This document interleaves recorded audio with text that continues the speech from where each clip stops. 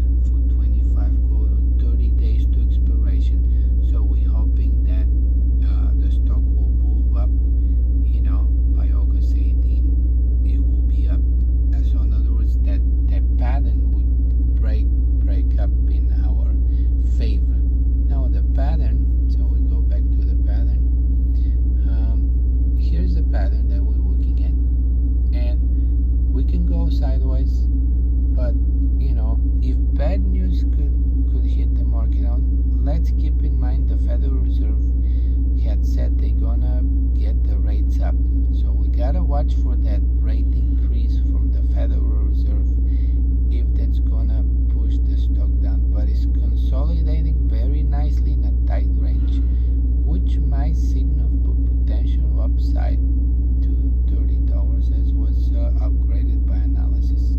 Now I'm looking at the momentum shift here, and it's still the momentum is going up, but I like to see a momentum going down a bit, you know, going down probably into the red and then back into the green. So now the other thing to consider here is earnings. So what I'm looking at the earnings, it's on 8/8, so in August 8. So definitely we tried that move. Hopefully happens before the earnings, because we don't know what's gonna happen on the earnings. Here's the last earnings. The stock went up a bit and then it sold off. As you can see it right here, it's a red candle. And earnings, $1.50 was minus, so they're on negative earnings. And but actually was $1.25 they lost, so they're on a negative earnings. So here, what is at play here? We're planning, if the stock breaks up, the bear is gonna come screaming and they're gonna start covering, which is gonna push, you know, bear screaming here is gonna push, just kidding, it's gonna push the price up, you know, because we gotta be bullish. We're in a bullish market, you know, top-down analysis. So that's what I'm looking here. And in August 25, call for 250. Let's see how that's gonna play. There are a couple of strategies we're gonna discuss on the stock. That's why I wanted to give you something forward to think, you know, and see what could be done, and you know what we can, how we're gonna play this Rivian, you know, play on it. So let's see what happens. I'll keep you posted on that, and I hope you enjoyed the video, and please hit the like button and subscribe so I can make more videos. I saw a lot of interest on the Rivian, so I decided to make another movie on that. I'll keep you posted on the progress on this potential idea, and see how this pattern develops here on